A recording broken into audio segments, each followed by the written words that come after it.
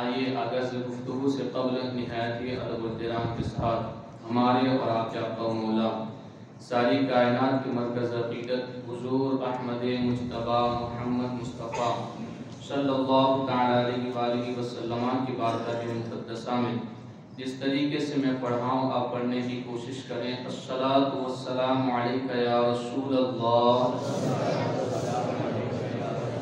الصلاۃ والسلام علیک یا حبیب اللہ، الصلاۃ والسلام علیک یا نور اللہ،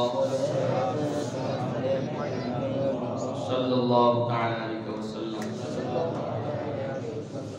اللہ رب العزت کا بے پناہ فضل و احسان کہ اس نے ہمیں نماز جمعہ کے لیے حاضری کی توفیق عطا فرمائی۔ اللہ رب العزت ہماری اس حاضری کو اپنی بارگاہ کرم میں قبول فرمائے۔ اللہ رب العزت قرآن مقدس میں ارشاد فرماتا ہے یا ایھا الذین آمنوا کتب علیکم الصیام کما کتب علی الذین من قبلکم، کہ اے ایمان والو تم پر روزے فرض کیے گئے جس طریقے سے پہلے کے لوگوں پر فرض کیے گئے تھے، لعلکم تتقون، تاکہ تم پرہیزگار بن جاؤ، تاکہ تم متقی بن جاؤ۔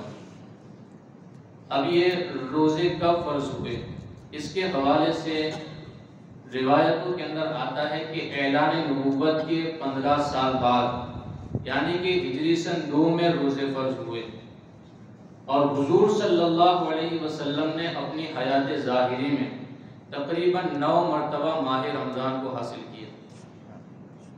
اب یہ روزے فرض ہونے کا انداز کیا تھا اور اس کا طریقہ کیا تھا، اس کے حوالے سے بھی روایتوں کے اندر بہت ساری باتیں موجود ہیں۔ آج جس طریقے سے ماہ رمضان کے روزوں کی فرضیت کا حکم ہمارے لیے ہے، پہلے ویسا نہیں تھا، بلکہ سب سے پہلے عاشورہ کا روزہ فرض ہوا، یعنی کہ 10ویں محرم الحرام کا۔ خود حضور صلی اللہ علیہ وسلم نے یہ روزہ رکھا اور صحابہ کرام کو بھی اس کے رکھنے کا حکم دیا، یوم عاشورہ کے روزے رکھنے کا حکم دیا۔ پھر تھوڑے دنوں کے بعد یہ حکم منسوخ ہو گیا۔ پھر اس کے بعد ہر مہینے کی، ہر اسلامی مہینے کی 13، 14 اور 15ویں تاریخ کے روزے فرض ہوئے، جن کو ایام 20 کے روزے کہا جاتا ہے۔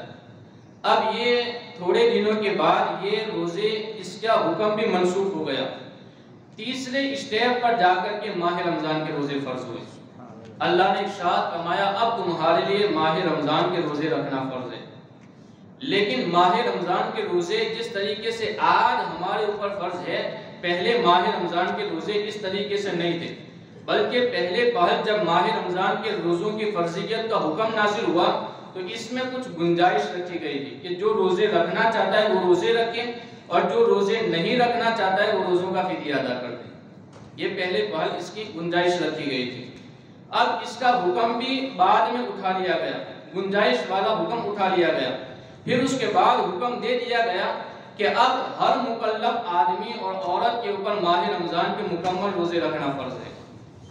دوسرا اسٹیپ، اب یہ حکم جب منسوخ ہو گیا، یعنی یہ گنجائش اٹھا لی گئی، ابھی بھی رات کے وقت کھانے پینے اور پھر اس کے بعد بیوی سے قربت کی اجازت نہیں تھی۔ پہلے پہل اس طریقے سے روزے فرض ہوئے تھے۔ اب جب صحابہ کرام نے یہ انداز دیکھا تو یہ ان کی تکلیفیں بڑھنے لگی، مصیبتیں بڑھنے لگی، تو اللہ تبارک و تعالیٰ نے ان کی تکلیفوں کو دور کرنے کے لیے آنے والی امت کو بھی آسانیاں عطا فرمائی۔ کس طریقے سے؟ حضرت سلمہ ابن قیس رضی اللہ تعالیٰ عنہ، اب یہ جو سختیاں تھیں، یہ شام کے وقت افطاری کے بعد اگر کوئی سو جاتا تو بیدار ہونے کے بعد اس کا دوسرے دن کا روزہ شروع ہو جاتا تھا۔ اب اس کے لیے بیدار ہونے کے بعد کھانے پینے کی اجازت نہیں، اب اسے بیوی سے قربت کی اجازت نہیں، اگرچہ وہ افطاری کے بعد سو گیا ہے، ابھی طلوع فجر نہیں ہوئی ہے، اس کے باوجود لیکن چونکہ وہ سو چکا ہے، بیدار ہونے کے بعد دوسرے دن کا روزہ شروع ہو چکا۔ حضرت سلمہ ابن قیس رضی اللہ تعالیٰ بڑے پیارے صحابی رسول گزرے ہیں، بڑے محنتی آدمی تھے، مشقت کرنے والے آدمی تھے۔ ماہ رمضان کا روزہ رکھنے کے بعد اپنے کھیت کے اندر پہنچے، شام ہونے تک انہوں نے اپنے کھیت کے اندر محنت کی، مشقت کی۔ جب شام کے وقت، افطاری کے وقت اپنے گھر تشریف لائے، اپنی بیوی سے ارشاد فرمایا کھانا تیار کرو۔ ان کی بیوی کھانا تیار کرنے کے لیے گھر کے اندر پہنچی. جیسے ہی کھانا تیار کر کے فوراً لائی، ادھر حضرت سرما ابن قیس پہلے ہی سے تھکے ہوئے تھے کھیت میں کام کرنے کی وجہ سے. اب انہوں نے تھوڑی سی تیگ کیا لگائی، آنکھ لگ گئی اور وہ سو گئے. اب جب حضرت سرما ابن قیس کی بیوی ان کے لیے کھانا تیار کر کے تشریف لائی تو اپنے شوہر کو اٹھایا اور کہا کہ آپ کے لیے کھانا تیار ہے. حضرت سرما ابن قیس کتنے پیارے صحابی رسول، آج کل ہماری طرح نہیں تھے کہ چلو میں نے اتنا کام کیا ہے، میں نے اتنی محنتیں کی ہیں، میں نے اتنی مشقتیں برداشت کی ہیں، اب میرے لیے دوسرا روزہ چھوڑنا یہ تو گنجائش رکھتا ہے. لیکن اللہ اکبر، صحابی رسول تھے، اللہ اور اس کے رسول کے احکامات کی پابندی کرنے والے تھے. انہوں نے جیسے ہی کھانے کو دیکھا بیدار ہو کر کے اپنی بیوی سے ارشاد فرمایا، بیوی یہ کھانا اب میرے لیے حرام ہو چکا ہے. کیوں؟ اس وجہ سے کہ میرے نبی نے فرمایا ہے جو افطاری کرنے کے بعد سو جائے گا، بیدار ہونے کے بعد اس کا دوسرے دن کا روزہ شروع ہو چکا ہے. اب اس کے بعد اسے کھانے پینے کی اجازت نہیں، بیوی سے قربت کی اجازت نہیں. حضرت سرما ابن قیس نے بغیر کھائے پیے دوسرے دن کا روزہ شروع کر دیا. اللہ اکبر، اتنی بھوک اور پیاس کی شدت پہلے ہی برداشت کی تھی، تھکاوٹ پہلے ہی موجود تھی، لیکن اس کے باوجود انہوں نے دوسرے دن کا روزہ شروع کر دیا. دوسرے دن دوپہر ہونے سے پہلے ان کے اوپر غشی طاری ہو گئی. اللہ رب العزت نے قرآن پاک کے اندر آیت کریمہ نازل فرمائی، وَكُلُوا وَاشْرَبُوا حَتَّى يَتَبَيَّنَ لَكُمُ الْخَيْطُ الْأَبْيَضُ مِنَ الْخَيْطِ الْأَسْوَدِ مِنَ الْفَجْرِ. ارشاد فرمایا اب تمہارے لیے غروب آفتاب کے بعد سے لے کر کے طلوع فجر تک، یعنی کہ صبح صادق تک تمہیں کھانے پینے کی اجازت ہے. اب تم سو کر کے کھاؤ یا سونے سے پہلے کھاؤ، اب تمہیں طلوع فجر تک یعنی صبح صادق تک کھانے پینے کی اجازت ہے.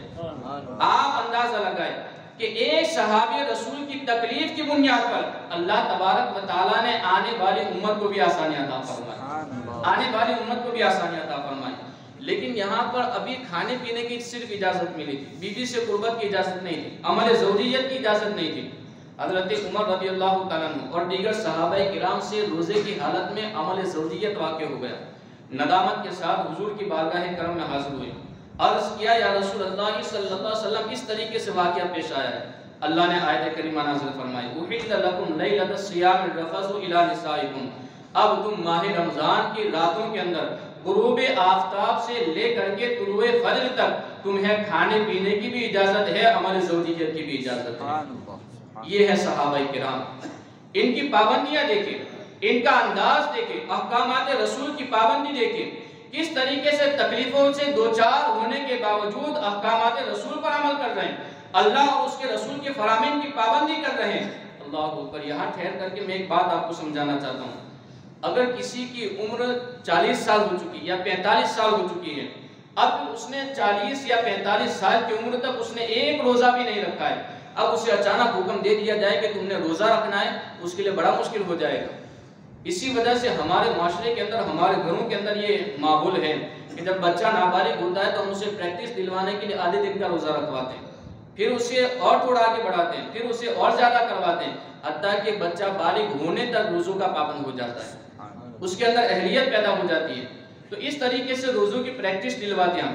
لیکن صحابہ کرام کے اوپر جب روزے فرض ہوئے ہجری سن 2 کے اندر، عرب کی سنگلاخ وادیوں کے اندر پتھریلی زمین اور وہ بھی عرب کی گرمی، اتنی گرمی کے اندر روزے فرض ہوئے. صحابہ کرام کی عمر اس وقت کتنوں کی 40 سال تھی، کتنوں کی 30 سال، کتنوں کی 50 سال. لیکن اس کے باوجود حضور کی بارگاہ میں یہ نہ کہا یا رسول اللہ صلی اللہ علیہ وسلم ہم کیسے روزے رکھ سکتے ہیں، یہ عرب کی سرزمین تو دیکھیں، آپ یہ گرمیوں کا انداز تو دیکھیں، یہ گرمیوں کا ماحول تو دیکھیں. یہ نہ کہا بلکہ عرض کیا یا رسول اللہ آپ حکم دے رہے ہیں تو ہم عمل کرنے کے لیے تیار ہیں، آپ حکم دے رہے ہیں ہم عمل کرنے کے لیے تیار ہیں. اب اس کے بعد انداز کیا ہے، ہجری سن 2 کے اندر روزے فرض ہوئے اور اسی ہجری سن 2 کے اندر ایک جنگ لڑی گئی جسے جنگ بدر کہا جاتا ہے. اللہ اکبر. روزے پہلی مرتبہ ماہ رمضان کے فرض ہوئے، روزے بھی رکھنے ہیں اور ارشاد فرمایا تم نے میدان بدر میں جا کر کے دشمنوں سے مقابلہ بھی کرنا ہے. اللہ اکبر. وہ قوم جس کے پاس بظاہر کھانے پینے کی بہترین چیزیں موجود نہیں ہیں، بہترین آسائش کے سامان موجود نہیں ہیں، بہترین زندگی گزارنے کے کوئی بہترین طریقے نہیں ہیں، لیکن اس کے باوجود روزے بھی رکھ رہی ہے اور میدان بدر میں جا کر کے دشمن سے مقابلہ بھی کر رہی ہے. وہ قوم جو کھجور کو چوس کر کے سحری کیا کرتی تھی اسی کھجور کو چوس کر کے وہ افطاری بھی کر لیا کرتے تھے. وہ صحابہ کرام کی جماعت. ان کے پاس جب وہ روزے رکھے میدان بدر کی طرف کئی میل دور کا سفر کرنے لگے, ان کے پاس بظاہر زیادہ سواریاں نہیں تھی. تین صحابہ کرام ایک سواری پر سوار ہوتے تھے, ایک صحابی سوار ہوتے تھے, دو پیدل چلتے تھے. تھوڑی دور جانے کے بعد ایک صحابی اترتے تھے, پھر اس کے بعد دو میں سے ایک سوار ہوتے تھے. اس طریقے سے انہوں نے میدان بدر تک کا مکمل سفر کیا. اب اس کے بعد روزے رکھنے کے بعد انہوں نے میلوں کا سفر طے کیا, اور میدان بدر میں پہنچنے کے بعد ایسا نہیں کہ وہاں پر جا کر کے انہیں سکون سے بیٹھنا ہے, وہاں پر جا کر کے دشمن سے مقابلہ کرنا ہے. اور دشمن بھی بظاہر ایسا طاقتور کہ ہتھیار بھی اس کے پاس موجود ہے اور لشکر بھی بہترین انداز میں ان کے پاس موجود ہے. طاقت اور قوت کے اعتبار سے بھی مسلمانوں سے اس وقت زیادہ تھے, لیکن اس کے باوجود انہوں نے خلوص اور للہیت کے ساتھ جب اللہ اور اس کے رسول کے احکامات کی پابندی کی تو اللہ تبارک و تعالیٰ نے انہیں میدان بدر کے اندر بہترین کامیابی عطا فرمائی. اور بہترین کامیابی حاصل کرنے کے بعد آنے والی امت کو یہ درس عطا فرما دیا, اگر ایمان مضبوط ہے تو اللہ اور اس کے رسول کے احکامات پر عمل کرنا بھی آسان ہے. ایمان مضبوط ہے تو اللہ اور اس کے رسول کے احکامات پر عمل کرنا بھی آسان ہے. یہ صحابہ کرام, ان کی زندگی دیکھیے, ان کا انداز دیکھیے. آج ہمارے لیے تو یہ حکم نہیں ہے کہ جس کھجور کو چوس کر کے ہم سحری کریں اسی کھجور کو چوس کر کے ہم افطاری کریں. آج ہمارے لیے تو یہ حکم نہیں ہے کہ ہم نے روزے رکھنے کے بعد میلوں سفر طے کرنا ہے, اور میلوں سفر طے کرنے کے بعد حالت روزہ کے اندر دشمن سے مقابلہ کرنا ہے. آج ہمارے لیے یہ حکم نہیں ہے. اس کے باوجود اگر آج کوئی ماہ رمضان کا روزہ نہ رکھے تو اس سے بڑا محروم کون ہو سکتا ہے. اسی لیے آقا ارشاد فرماتے ہیں من حرم فیہا حرم خیر کلہ, کہ جو اس ماہ مبارک کے اندر محروم رہا وہ ہر بلائی سے محروم ہو گیا, وہ ہر بلائی سے محروم ہو گیا. اس لیے کسی ذہن کے اندر یہ تصور بھی نہیں آنا چاہیے کہ میں ماہ رمضان کے روزے نہیں رکھوں گا. اللہ رب العزت نے ہمیں ماہ رمضان عطا فرمائے, اس کی ہمیں برکتیں ضرور حاصل کرنی چاہیے. اور جانتے ہیں آپ اللہ رب العزت ماہ رمضان میں روزے رکھنے والوں کو کیا کیا انعامات عطا فرماتا ہے.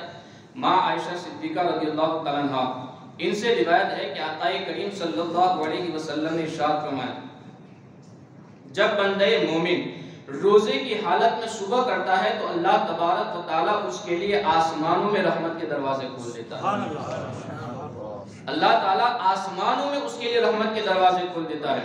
وَسَبَّحَتْ أَعْضَاؤُهُ, اگر وہ بندہ خاموش بھی رہتا ہے تو اس کے جسمانی اعضاء رب کی تسبیح بیان کر رہے ہیں. وَتَسْتَغْفِرُ أَهْلُ سَمَاءِ الدُّنْيَا, اگر وہ خاموش بھی رہتا ہے, کوئی عبادت بھی نہیں کر رہا ہے نفلی, لیکن اس کے باوجود آسمان والے فرشتے شام ہونے تک اس کے لیے دعائیں مغفرت کرتے رہتے ہیں. ایسے روزے دار کے لیے شام ہونے تک اللہ تبارک و تعالیٰ کے معصوم اور نورانی فرشتے دعائیں مغفرت کرتے رہتے ہیں. یہ روزے دار کی خاموشی کا عالم ہے کہ اگر وہ خاموش رہے تو اس کے جسمانی اعضاء تسبیح بیان کرتے ہیں, آسمانوں میں اس کے لیے رحمت کے دروازے کھول دیے جاتے ہیں, معصوم فرشتے اس کے لیے دعائیں مغفرت کرتے رہتے ہیں. وَإِنْ هُوَ هَلَّلَ أَوْ سَبَّحَ أَوْ كَبَّرَ, اگر بندہ مومن حالت روزہ کے اندر ایک مرتبہ لا الہ الا اللہ پڑھتا ہے, یا ایک مرتبہ سبحان اللہ کہتا ہے, یا ایک مرتبہ اللہ اکبر کہتا ہے, تو شام ہونے تک 70,000 یعنی کہ 70,000 فرشتے اس کے لیے ثواب لکھتے رہتے ہیں. 70,000 فرشتے اس کے لیے ثواب لکھتے رہتے ہیں. ایک فرشتہ بھی لکھتا تو بہت کچھ لکھ جاتا, 5, 10, 50 فرشتے بھی لکھتے تو بہت کچھ لکھ جاتے, لیکن یہاں 5, 10 کی بات نہیں ہو رہی ہے. 70,000 ملکین, آقا ارشاد فرماتے ہیں 70,000 فرشتے شام ہونے تک اس کے لیے ثواب لکھتے رہتے ہیں. دیکھو تو صحیح اللہ تبارک و تعالیٰ روزے دار کو کیسی نعمت عطا فرماتا ہے کہ روزے دار ایک مرتبہ لا الہ الا اللہ پڑھ لے, یا ایک مرتبہ سبحان اللہ کہہ دے, یا ایک مرتبہ اللہ اکبر کہہ دے, اللہ تبارک و تعالیٰ 70,000 فرشتوں کی ڈیوٹی لگا دیتا ہے کہ شام ہونے تک اس بندے مومن کے دفتر کے اندر تم نے نیکیاں لکھتے رہنا ہے, تم نے ثواب لکھتے رہنا ہے. میرے آقا تو یہاں تک ارشاد فرماتے ہیں اگر روزے دار سو بھی جائے تو اللہ تبارک و تعالیٰ اسے عبادت کا ثواب عطا فرماتا ہے. یہاں سے ان لوگوں کو درس حاصل کرنا چاہیے جو ماہ رمضان کی راتوں کے اندر کیرم کھیلنے کے اندر اپنی زندگی گزارتے ہیں, گیم کھیلنے کے اندر اپنی زندگی گزارتے ہیں. اگر ان کھیل کو چھوڑ کر کے کوئی عبادت نہیں بھی کرنا چاہتے, سو جاؤ, اللہ تمہیں عبادت کا ثواب عطا فرمائے. سو جاؤ, اللہ عبادت کا ثواب عطا فرمائے گا. اب اس کے بعد آقا ارشاد فرماتے ہیں وَسُکُوتُهُ تَسْبِیحٌ، روزے دار کا خاموش رہنا بھی اللہ تبارک و تعالیٰ اس پر بھی تسبیح کا ثواب عطا فرماتا ہے، تسبیح بیان کرنے کا ثواب عطا فرماتا ہے۔ وَدُعَاؤُهُ مُسْتَجَابٌ، اللہ اکبر، آقا ارشاد فرماتے ہیں بندے مومن حالت روزہ میں رب سے جو دعا کرتا ہے اللہ اس کی دعا قبول فرما لیتا ہے۔ وَعَمَلُهُ مُتَقَبَّلٌ، اور بندے مومن جو بھی نیک اعمال کرتا ہے اللہ تبارک و تعالیٰ اپنی بارگاہ کرم میں ان سارے اعمال کو قبول فرما لیا کرتا ہے۔ آپ ذرا غور تو کریں تو اللہ تبارک و تعالیٰ روزے دار کو کس طریقے سے انعامات عطا فرماتا ہے۔ اگر اتنا زیادہ ثواب ملنے کے باوجود کوئی ماہ رمضان کے روزے نہ رکھے تو ظاہر سی بات اس سے بڑا محروم کون ہو سکتا ہے۔ یہاں میں روزے کے حوالے سے ایک بڑی پیاری روایت میں آپ کے سامنے پیش کرنا چاہتا ہوں، اس کو توجہ کے ساتھ سنیے۔ آقا کریم صلی اللہ علیہ وسلم نے ارشاد فرمایا من صام یوما ابتغاء وجہ اللہ بعدہ اللہ تعالی من جہنم کبعد غراب، ارشاد فرمایا جو بندے مومن اللہ تبارک و تعالیٰ کی رضا حاصل کرنے کے لیے ایک دن کا روزہ رکھتا ہے اللہ تبارک و تعالیٰ اسے جہنم سے اتنا دور کر دے گا جتنا ایک کوا پیدائش سے لے کر کے موت تک اڑان بڑھتا رہتا ہے، جتنا ایک کوا پیدائش سے لے کر کے موت تک اڑان بڑھتا رہتا ہے۔ آپ کو بھی تعجب ہوتا ہوگا کہ حضور صلی اللہ علیہ وسلم نے یہاں پر کوے کی مثال کیوں دی؟ چاہتے تو دوسرے پرندے کا ذکر کر سکتے تھے، دوسرے کسی جانور کا ذکر کر سکتے تھے، لیکن یہاں پر حضور نے کوے کا ذکر کیوں کیا؟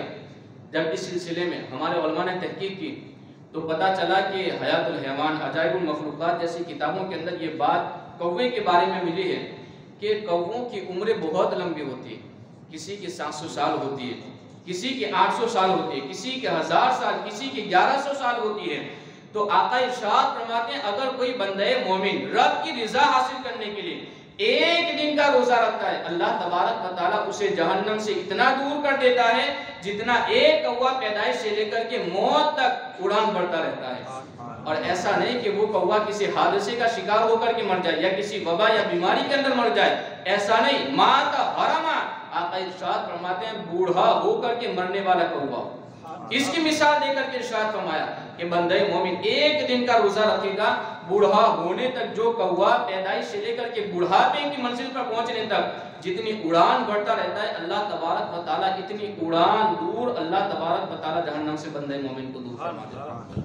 یہ انداز کتنا پیارا انداز ہے، لہٰذا ہمارے لیے ضروری ہے کہ ہم ان باتوں کی طرف توجہ دیں، ماہ رمضان کے روزوں کی فضیلت سے ہم مالا مال ہو، اس کی برکتیں حاصل کریں۔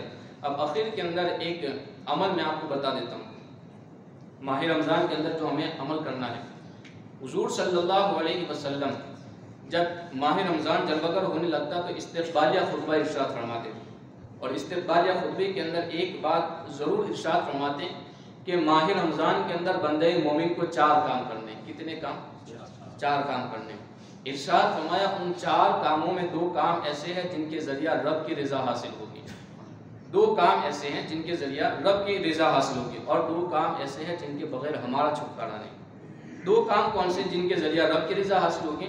ارشاد فرمایا کلمہ طیبہ اور استغفار کی کثرت کرنا۔ یہ 2 کام، لا الہ الا اللہ محمد الرسول اللہ، اس کو پڑھتے رہنا ہے، استغفر اللہ پڑھتے رہنا ہے، اللہ تبارک و تعالیٰ اپنی رضا کی دولت عطا فرما دے گا۔ اور 2 کام جن کے بغیر ہمارا چھٹکارا نہیں ہے، اللہ تبارک و تعالیٰ نے اسی لیے ہمیں ماہ رمضان عطا فرمائے۔ ارشاد فرمایا جنت کا رب سے سوال کرنا ہے اور جہنم سے پناہ حاصل کرنی ہے، جہنم سے آزادی کا سوال کرنا ہے۔ یہ 2 کام ہم نے اپنے لیے کرنے ہیں اور 2 کام رب کی رضا حاصل کرنے کے لیے کرنے ہیں۔ انشاءاللہ اگر یہ 2 کام ہم نے کیے تو ضرور رب تبارک و تعالیٰ ہمیں بہترین کامیابی عطا فرمائے گا۔ یہ ساری باتیں ہمارے لیے ہیں، اگر ہم اس کی برکتیں حاصل کریں گے، اس کے فیضان سے مالا مال ہوں گے تو ضرور رب تبارک و تعالیٰ ہمیں ماہ رمضان کی برکتیں عطا فرمائے گا۔ اللہ رب العزت ہمیں عمل کرنے کی توفیق عطا فرمائے۔ ایک خاص اور ضروری اعلان میں کرنا چاہتا ہوں۔ آپ الحمدللہ جانتے ہیں کہ ہمارے حضرت استاد گرامی مولانا ظہیر حسین مصباحی صاحب قبلہ الحمدللہ یہاں پر کئی سالوں سے خطیب کی حیثیت سے آپ کے سامنے جمعہ میں تشریف لاتے ہیں اور خطابات فرماتے ہیں۔ اللہ تبارک و تعالیٰ حضرت کی عمر میں درازگی عطا فرمائے اور ان کے کاموں کو اللہ تبارک و تعالیٰ اپنے بارگاہ کرم میں قبول فرمائے۔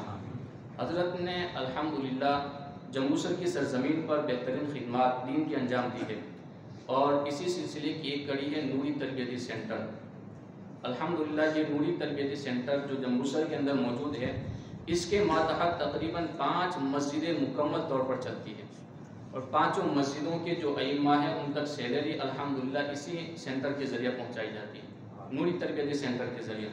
اور پھر اس کے بعد 10 مدارس مکاتب کی شکل کے اندر الگ الگ علاقوں کے اندر چلتے ہیں، بچے وہاں پر تعلیم حاصل کرتے ہیں، اور ان سارے مدرسوں میں پڑھانے والے مدرسین کی تنخواہ اور سیلری بھی الحمدللہ اسی سینٹر کے ذریعہ جاتی ہے، اور تقریباً اس سینٹر کے ماتحت ایک مہینے کے اندر 1 لاکھ سے زیادہ سیلری جاتی ہے، 1 لاکھ سے زیادہ تنخواہ جاتی ہے۔ اور اس کے علاوہ بھی بہت سارے کام ہیں، اجتماعات ہوتے رہتے ہیں الحمدللہ، تقریباً مہینے کے اندر 50 سے 60 سے زیادہ اجتماعات ہوتے ہیں الحمدللہ، اور وہ سارے کے سارے فی سبیل اللہ ہوتے ہیں، صرف دین کے کام کے لیے، رب کی رضا حاصل کرنے کے لیے۔ اسی طریقے سے جو اجتماعات ہوتے رہتے ہیں، ان اجتماعات میں وقتاً فوقتاً رسائل بھی پیش کیے جاتے ہیں قوم کو اور آنے والے حاضرین کو، تاکہ وہ ان رسائل کے ذریعہ اپنی زندگی کا قبلہ درست کر سکیں۔ اسی طریقے سے جو غریب مسلمان ہیں ان کی بھی الحمدللہ گاہے بگاہے وقتاً فوقتاً مدد کی جاتی ہے، اور بالخصوص 10 محرم الحرام کو یوم اہل بیت اطہار منایا جاتا ہے، اور یوم اہل بیت اطہار اس طور پر منایا جاتا ہے کہ جو غریب سادات کرام ہیں ان تک جو استطاعت کے مطابق ضروری سامان ہے وہ الحمدللہ اس سینٹر کے ذریعہ پہنچایا جاتا ہے۔ اسی طریقے سے مسجدیں بھی قائم کی جاتی ہیں، اور جمبوسر کی سرزمین پر بالخصوص 5 سوسائٹی کے اندر ایک بھی سنی مسجد نہیں تھی، اور ہر سوسائٹی کے اندر دیوبندی کی مسجد موجود تھی، لیکن الحمدللہ ہمارے حضرت کی کوشش سے وہاں 5 سوسائٹی کے بیچ میں مسجد عائشہ قائم ہو گئی، اور الحمدللہ 2 سال مکمل ہوئے، اور دونوں سالوں کے اندر ماہ رمضان میں اللہ تبارک و تعالیٰ نے قرآن پاک کی تلاوت کا بہترین یہ ذریعہ بنا دیا ہے۔ اسی طریقے سے الحمدللہ ابھی دو پلاٹ خریدے گئے ہیں مدرسے کے تعمیر کے سلسلے میں، تو انشاءاللہ اس کے اوپر ایک بہترین مدرسہ، مثالی مدرسہ قائم کرنے کی ایک خواہش ہے ہمارے حضرت کی۔ تو یہ ساری باتیں اور یہ سارا کچھ پیش کرنے کا مقصد کیا ہے کہ یہ جو دین کا کام ہے، آپ نے پہلے سنا کہ 1 لاکھ سے زیادہ سیلری سینٹر کے ذریعہ پہنچتی ہے، یہ سارا دین کا کام درہم اور دینار کے بغیر نہیں ہو سکتا۔ الحمدللہ ابھی داعیہ کبیر لائبریری جو ہمارے سینٹر میں موجود ہے، اس کے اندر 3.5 لاکھ کی صرف عربی کتابیں لائی گئی، جو ماخذ کی کتابیں 3.5 لاکھ کی عربی کتابیں لائی گئی اور وہاں پر رکھی گئی، پڑھتے ہیں علماء اس سے استفادہ کرتے ہیں اور قوم کو یہ باتیں سمجھاتے ہیں۔ تو آپ سے گزارش ہے کہ اس سینٹر کا آپ بھرپور تعاون کریں، انشاءاللہ ہمارے حافظ مشتاق صاحب یہاں بھی بیٹھیں گے، اور ان سے کبھی بھی آپ رابطہ بھی کر سکتے ہیں، آتے رہتے ہیں الحمدللہ، تو ان سے بھی رابطہ کیجیے، انشاءاللہ ضرور رب تبارک و تعالیٰ آپ کا پیسہ ضائع نہیں فرمائے گا، اچھی جگہ آپ کا پیسہ جا رہا ہے، وہاں پر جا رہا ہے جہاں بہترین طریقے پر دین کا کام انجام دیا جا رہا ہے۔